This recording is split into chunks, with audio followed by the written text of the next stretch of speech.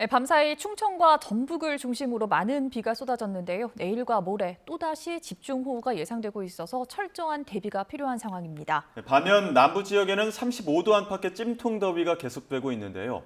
가뭄과 녹조 피해도 커지고 있습니다. 이번 주 비 소식과 기상 상황, 반기성 K웨더 센터장과 함께 알아보도록 하겠습니다. 어서 오십시오. 네, 안녕하세요. 네. 지난주에는 수도권을 중심으로 비가 많이 내렸는데 어젯밤에는 충청권 일대에 내렸다고 합니다. 부여 지역에서는 시간당 110mm가 넘는 양이라고 하는데 어느 정도나 내린 겁니까? 부여 같은 경우는 이제 그 관측 기록을 깼죠. 110mm로 역대 기상 관측 기록을 깼고 대체로 이제 청양 쪽입니다. 이 정산 지역이라 해서 162mm. 그다음에 이제 부여 쪽이 159mm. 그다음에 이제 보령 쪽이 86mm 정도 내렸고요. 대체로 이제 충북 지역에서는 청주 쪽이 가장 많이 내렸는데 한 46mm 정도 내렸고요. 대개 이제 전북 북부에서 충북 쪽 이쪽으로는 한 20에서 40mm 정도 비가 내렸습니다. 예. 지난주에 호우 피해가 워낙 많아서 지금 복구 작업 한창일 텐데 이번 주에 돌아오는 이제 비 소식이 또 있습니다. 아마 많은 분들 걱정하고 계실 텐데 어느 정도 올 걸로 예상이 되십니까? 일단 뭐 예측 기관마다 조금씩 이제 차이는 있는데요.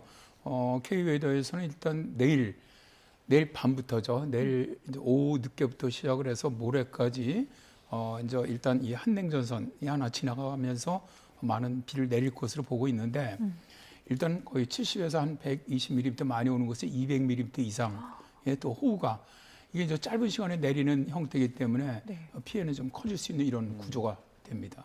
예. 이게 지난주 방금도 다음 주에 많이 내리는 곳은 200mm 이상이 내릴 수도 있다고 했는데 이제 굉장히 많은 비가 내리고 있어요. 이렇게 집중적으로 많은 비가 쏟아지는 이유가 혹시 있을까요? 이제 뭐 최근에 기후 변화로 인해서 일단 그런 어떤 대기 불안정이라든가 혹은 대기 중에 수증기량이 증가한다든가 이런 문제가 가장 크다고 보고요. 이번 같은 경우는 굉장히 이례적이었죠. 하여튼 뭐 8월 8일에 중부지방 수도권 쪽으로 아주 강력한 정체전선이 형성이 됐는데 이 경우 같은 경우 북쪽에서 워낙 찬 공기가 내려왔습니다. 그런데 북태평양 고기에 밀려내려가지 않으려고 버티다 보니까 이 두 기단 사이의 기온 경도가 상당히 강해지면서 아주 대기 불안정이 강화되는 것이죠. 그러다 보니까 아주 거대 정난우라고 저희들이 얘기를 하는데 단시간에 이제 뭐 예를 들어서 141mm 내린 거는 이거는 기후 변화가 아니면 설명을 할 수 없는 정도의 양이거든요. 그러니까 이런 엄청난 정말 폭우가 순식간에 내려버린 것이죠. 예, 뭐 100여 년 만에 이례적인 상황이었다 이렇게도 많이들 분석을 했었는데 지난 한 주 동안 내렸던 비 그리고 내일부터 시작되는 집중호우 차이점이 있습니까? 아니면 비슷한 양상으로 내릴 것이라고 보십니까? 이번에 좀 차이는 있습니다. 지난주에는 이제 주로 8일, 9일은 수도권 쪽을 중심으로 내렸고요. 그다음에 11일, 12일은 충청권 쪽으로 내려갔었고요. 다시 이제 어제는 다시 충청권 쪽으로 중심을 내렸는데 지금까지 발생했던 이러한 패턴들은 거의 이동을 하지 않는다는 특성이 있습니다. 근데 내일 밤서부터 영향을 주는 호우는 이동한다는 이 큰 차이가 있습니다.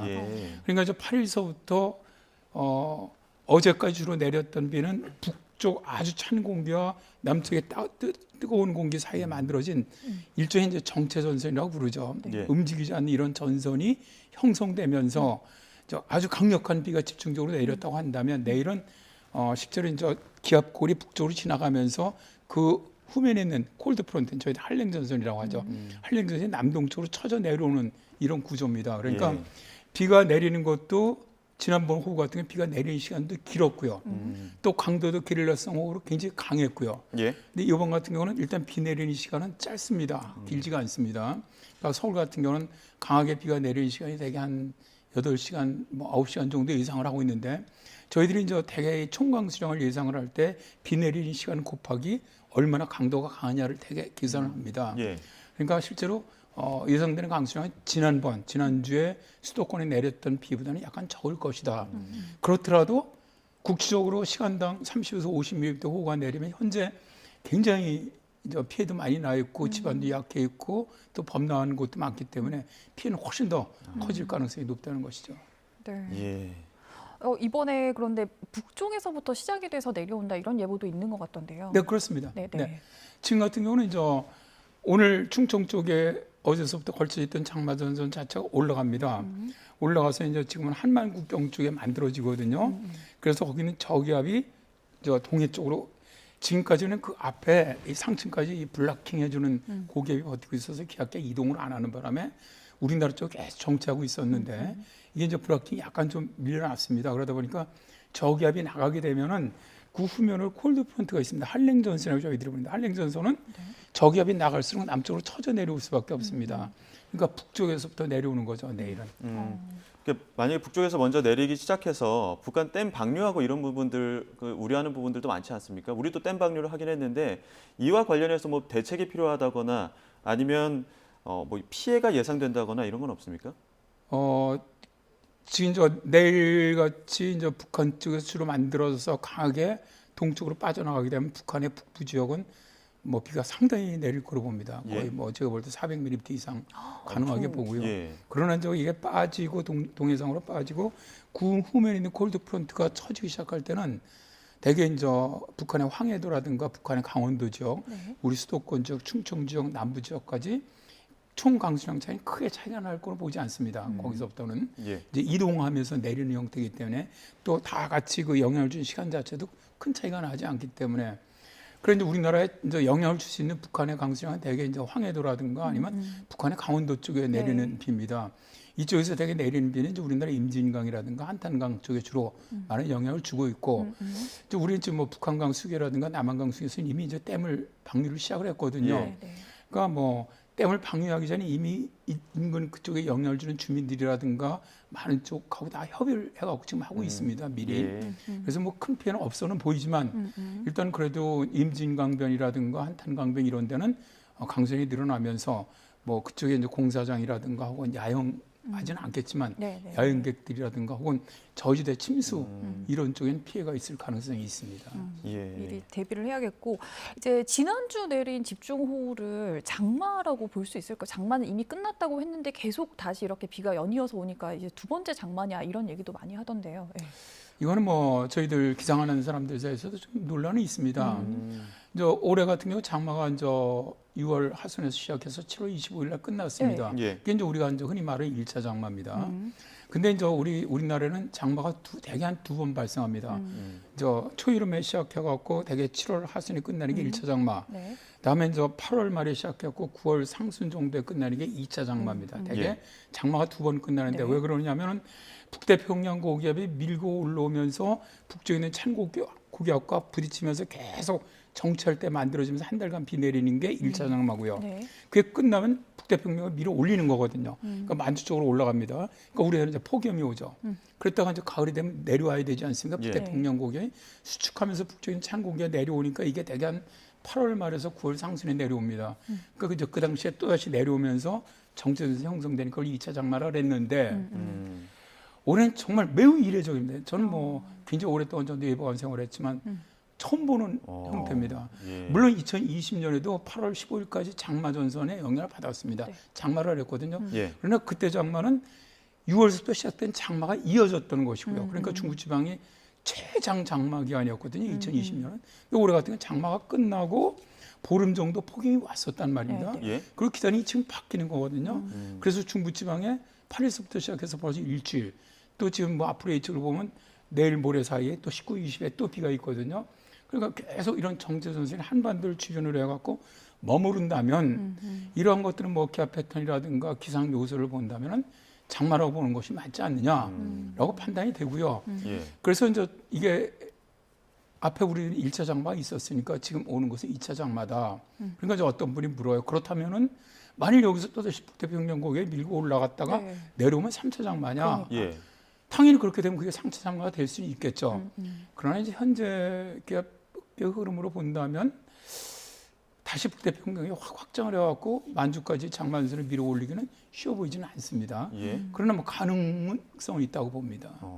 지금 이렇게 뭐 1차 장마, 2차 장마에 3차 장마까지 우려가 되는 상황이다 보니까 이렇게 되면 아예 그냥 6월부터 9월까지 계속 주기적으로 비가 오는 우기로 봐야 되는 거 아니냐 이런 의견들도 나오는데 어떻습니까?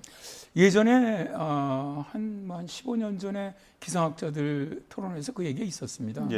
우리나라 기후가 이제는 이제 옛날에 이제 저희들 뭐 고전적인 기후라고 하죠. 네. 일정하게 장마가 오고 폭염이 오고 2차 장마 이런 패턴에서 이제 벗어나고 있거든요. 예. 기후 변화로 이제 다 바뀌고 있단 말입니까? 장마철 비 오는 패턴도 완전히 바뀌고 있고요. 게릴라성 장마라든가 뭐 야행성 장마가 심해진다든가.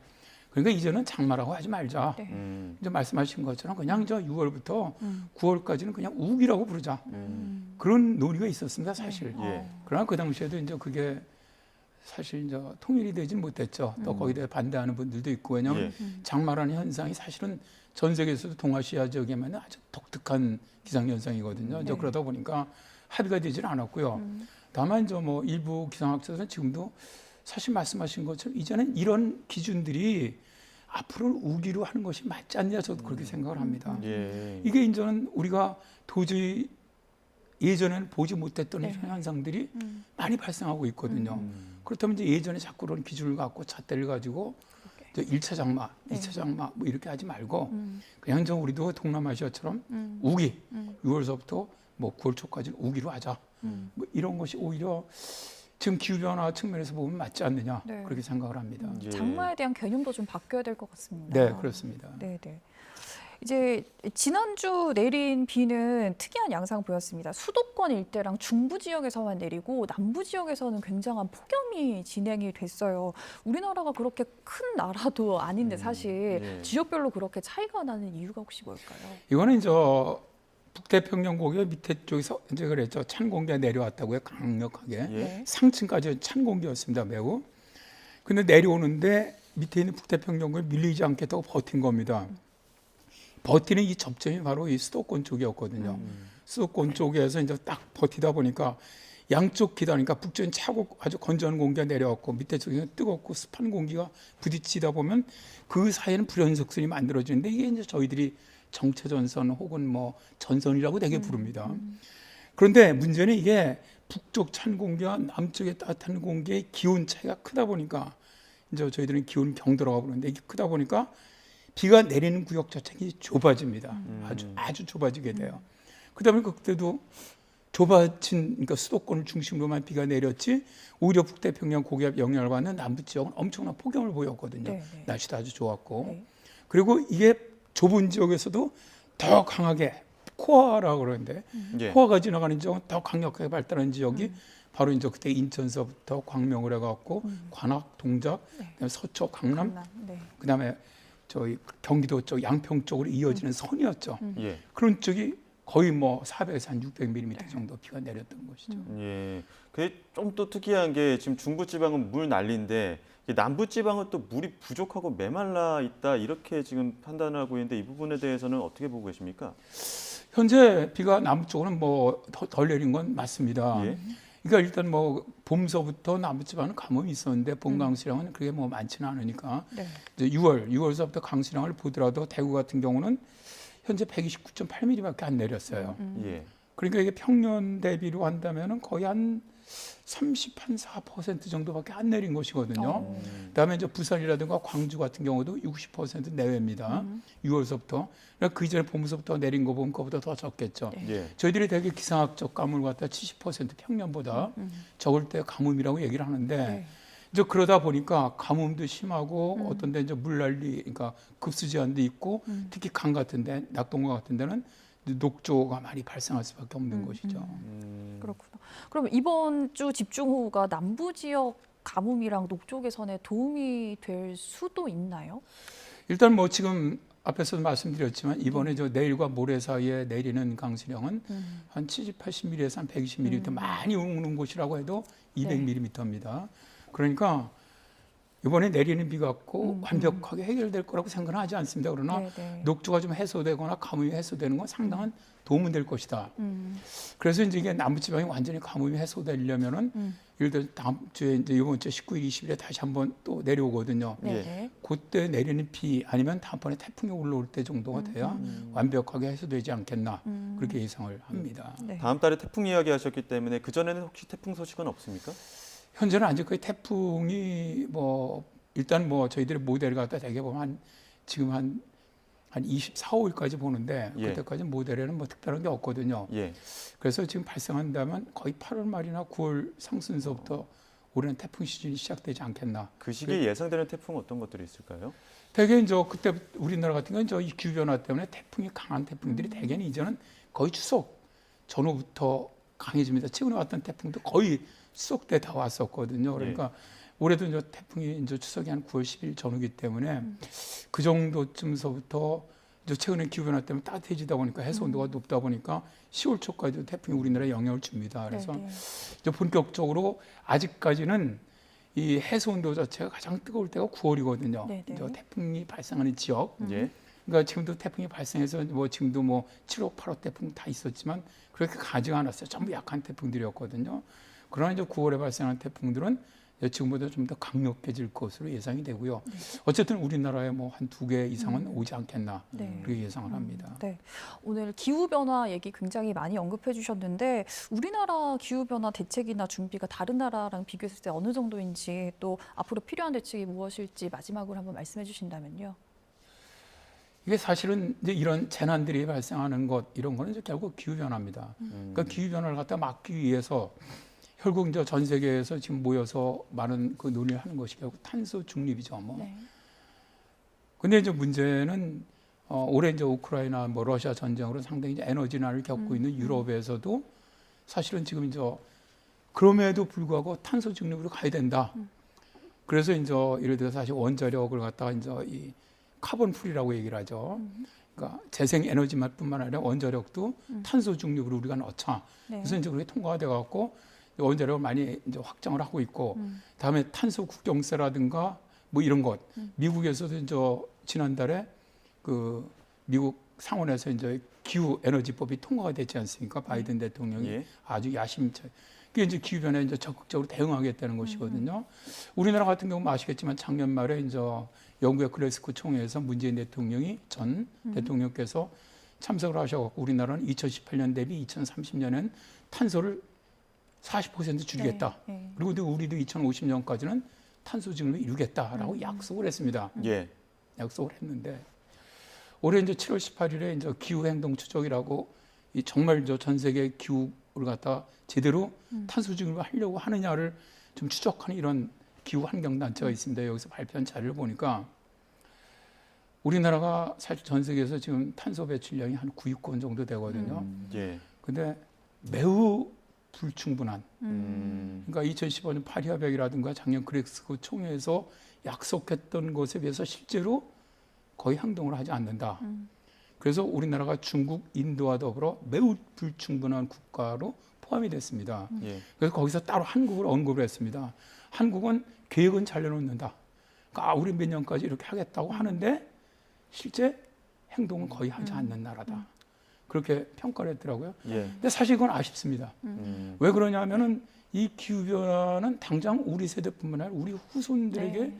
엄청난 영향을 줄 수가 있고요. 두 번째는 우리나라는 수출해서 먹고 사는 나라인데 당장 탄소 국경세라든가 이런 것들로 인해서 우리가 탄소 중립을 하지 않으면 네. 경제적으로 상당히 어려워질 수가 있거든요. 예. 근데 이제 문제는 현재 윤석열 대통령 이 현 체제에서도 기후변화에 대한 관심이 제가 보기에는 별로 안 보인다는 것이죠. 예.